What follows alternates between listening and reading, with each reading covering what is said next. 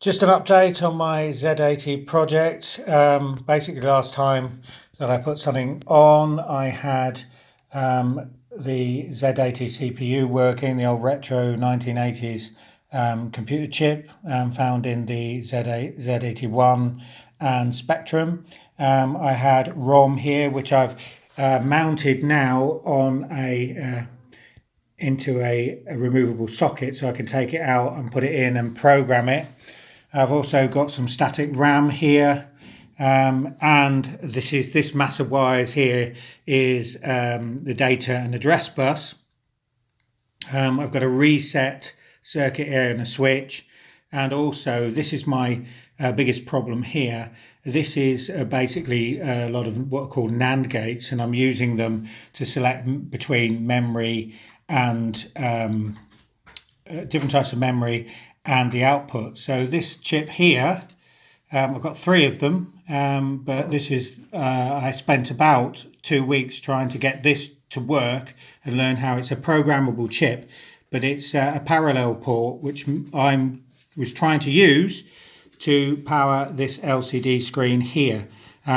So I've written a program and it's literally not been working for 2 weeks.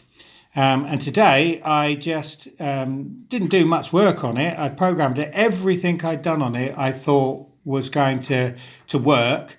It worked on a separate board. I had a separate chip here, which I'd linked up to an Arduino, and I fully tested it and showed that it actually worked. It's got 3 ports on it, A, B and C. Basically the data comes in here and it can switch between the 2, and I was using 2 of the ports, one for the control facilities plugged into here, and the other for the data coming in, and it has to be timed and it has to work.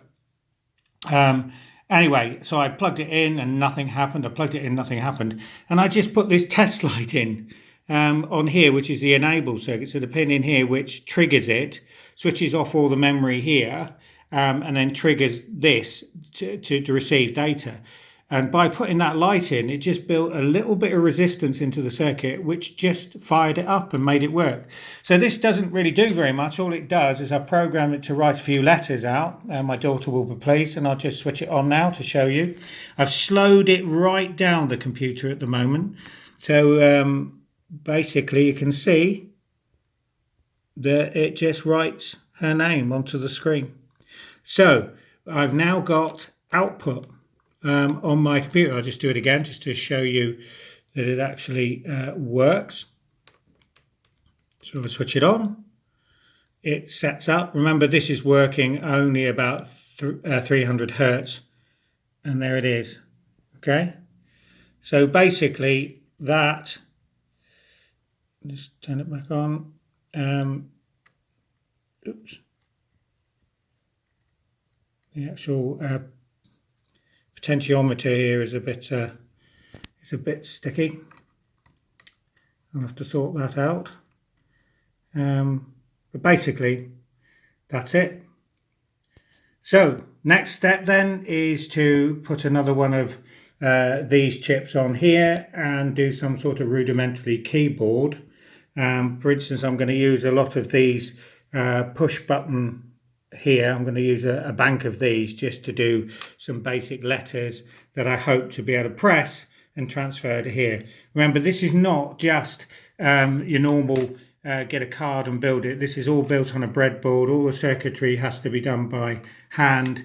And then finally, what I'm going to do when I get it all working, I'm going to design a circuit board, and then I'm going to put all these chips in and solder them in. Hopefully, there's a firm that does them very cheaply. So that's it. So 2 months in, and about a month of going around in circles, but finally I've got some sort of output, so I'm going to move ahead. I still haven't solved totally the LCD problem because I have to sort this chip out here. I'm going to have to rip that out and put another chip in because it's not exactly doing what I wanted to do, but it's actually got some output.